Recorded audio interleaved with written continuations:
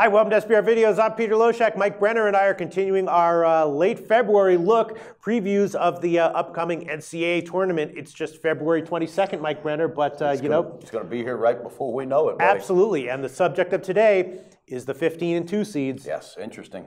This is where the madness can start, Mike Brenner. And it has in the past. It has. Recently. Upsets can happen. Well, it depends when we have 2012. Yes, right? Not in the last 3 years, but it can happen. Yeah. A 2 seed can get upset. So what do we look for when we're looking for a 2 seed that might get upset? I guess you have to have both. You have to have a live dog for the 15 seed and a 2 seed that's overvalued, right? Exactly. I think the 2 seed overvalued is the key element there. That's the way I look at it, though. But it's fun and exciting when it does come to fruition. You know, like Florida Gulf Coast that year. That was just an exciting year, all in all, for them. Yeah, so you want to look for maybe a 2 seed that might be overvalued, and the first thing that comes to mind when you tell me that, when you say those words, word association, Oklahoma Sooners. Oh boy, does it ever. Is that what you were thinking as well? Yeah, and out of the 4 brackets, you know, on projected figures, I thought if there's any upset that could possibly happen, because there's projected that they could end up against New Mexico State, that could be the one, because I think they overlook teams, and you know, somebody like New Mexico State, they've had some experience at some big games. Yeah, again, this is February 22nd, so we don't know who the 2 seeds will be, we don't know who the 15 seeds will be, but we can speculate.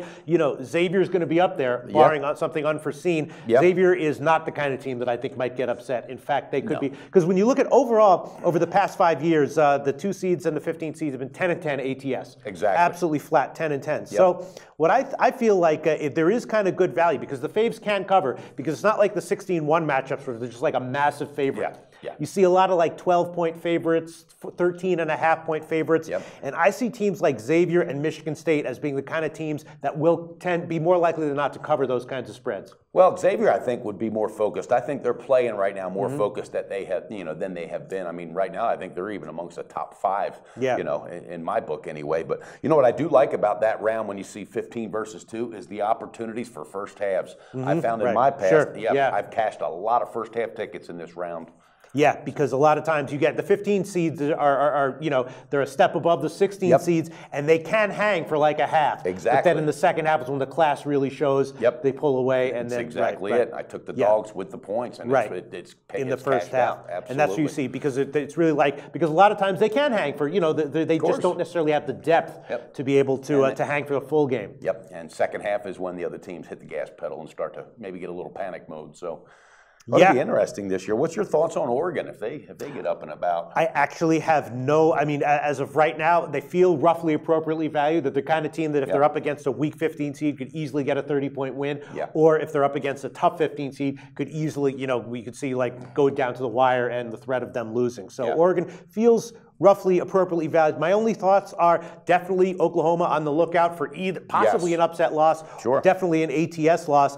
Xavier, Michigan State, feel like the kind of teams I'm looking to bet on. Yeah, exactly. And there's one other that we could throw in that loop. Again, this is the 22nd, so anything can happen. If North Carolina were one of them, that would be one I would tend to bet on to cover as opposed to not, because again, here's the team. I think it's more focused as it gets towards tournament time. So again, that's just my thoughts on that. But North Carolina, they might be dangerous this year. Yeah, I mean, looking it over, just the past 2 years, 2015, 2014, the 215 games have been relatively close. Most of the games have been relatively close. There haven't been any upsets or margin win. There have been a few margin covers, but I think like 6 out of the 8 games had close margins. There's another one I thought was interesting also, and if they do come in as a projected, Belmont. That's a team that has made some upsets during regular season, let alone in tournament time. So I just wanted to bring that name up there. I was reading a little bit on them. So, you know, you get those smaller teams, Pete, when they get there, anything can happen, and they all want to put on that slipper, you know. All right, so are we roughly in agreement or that we're generally thinking that